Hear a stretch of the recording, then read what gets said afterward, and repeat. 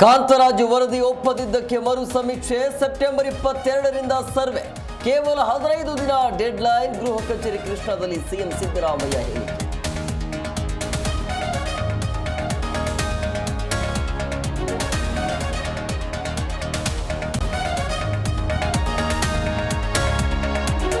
ಹೆಂಡತಿ ಬಿಟ್ಟು ಹೋಗಿದ್ದಕ್ಕೆ ನೊಂದು ನದಿಗೆ ಹಾರಿದ ವ್ಯಕ್ತಿ ಸೇತುವೆ ಮೇಲಿಂದ ಜಿಗಿಯುತ್ತಿರುವ ದೃಶ್ಯ ಮೊಬೈಲ್ನಲ್ಲಿ ಸೆರೆ.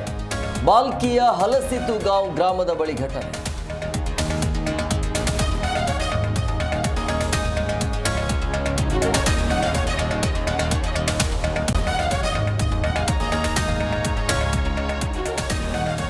ಕಲಬುರಗಿಯಲ್ಲಿ ರೌಡಿ ಶೀಟರ್ ಮೇಲೆ ಗುಂಡಿನ ದಾಳಿ. ಗಿರೀಶ್ ಕಂಬಾನೂರ್ ಕೊಲೆ ಪ್ರತಿಕಾರಕ್ಕಾಗಿ ಫೈರಿಂಗ್. ಶಹಬಾದ್ನ ಐನಾಪುರ ಡಾಬಾದಲ್ಲಿ ಘಟನೆ.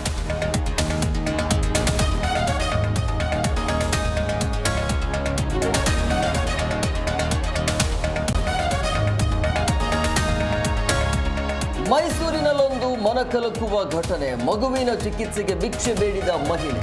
ಗ್ರಾಮದಲ್ಲಿ ಸೆರೆಗೊಂಡಿದ್ದ ದೊಡ್ಡಮ್ಮ.